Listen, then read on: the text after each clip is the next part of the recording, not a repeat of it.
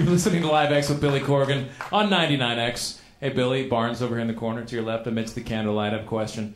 How tough has it been? It sounds weird to say in the late 90s, but in the late 90s, all the turbulence you had to deal with, losing Jimmy, getting him back, now Darcy's out of the band. Does that really disrupt your flow, your creativity? It seems like when you guys were all together, it was really clicking.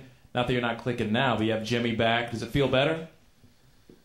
Well, I mean, I like to think I'm a machine impervious to any change, but I'd be lying to say that what's gone in the band hasn't affected us. But I think if you take it out of the literal context of, you know, there's the star, watch it go, and you just get into 4 people's lives, now including Melissa, 5 people's lives. I mean, our lives are a little extreme, but so is what we've tried to do. And I think that we're human beings, and that's the only way I can explain it. Does losing someone like Jimmy really, I mean, he's one of the best drummers I've ever seen. And I've played drums for years, and watching him, I mean, I could never even dream of playing that good. To get him back, did it make you realize, wow, he really was a big piece of it? I mean, again, it's the same thing. There's the literal thing of, I think he's the best drummer in the world, but I forgot the contact and the energy that goes between us and the way he inspires me to try to even do better than I thought I could do. And that's the difference. And it's the same thing. It's like, even with Darcy, it's like we set this super high line of intensity and what we expect from each other. And if anybody falls below the line, then it can't be. So rather than just like keep taking everybody's money and smiling politely, if you can't be above that line, then that's the way it's been. And that would explain Jimmy leaving and coming back, and same thing with Darce. So. Becky has a question. Hi, Becky. Hi. I just want to say that it's a complete pleasure to be in the room with you. This is the coolest thing I've ever done. But this isn't the first time we've been in a room together, Becky.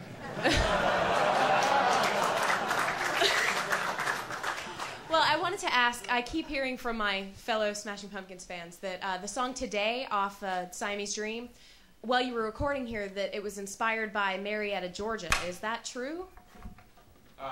No. I mean, just asking. Cobb County could give a songwriter a lot to be inspired by. He knows our city well. But I did write the song in Chicago, sitting on my bed, when I was living with this hippie named Bob. Speaking of Chicago, your thoughts on Michael Jordan going to the Washington Wizards in a management position? Because maybe many people don't know, Billy is to the Bulls what Jack Nicholson is to the Lakers. No, that's not true. I'm a total Fairweather fan. I've totally jumped ship now. Did you really the minute they all left? Really? I'm rooting for the Hawks now. Yeah, that'll happen. Although it could be a while. Now, who was it that you're close with on the old Bulls team? Was it Scotty or was it Rodman? Well, I knew most of the guys, at least, in a hello, how you doing kind of way. Rodman I hung a lot with. Brian Williams when he was on the team, that's about it. I mean, being in Rodman's axis is enough to. What's the wildest thing that you can remember doing with Rodman? And what have you seen? I don't know if the rules are different in the South for the radio, but there are no rules here. It's total anarchy. Well, and I think being in Las Vegas about 5 a.m. At a craps table and watching him bounce dice off of someone's head because they can't actually throw the dice into the thingy. That. What kind of money will a Dennis Rodman have on a craps table at one time?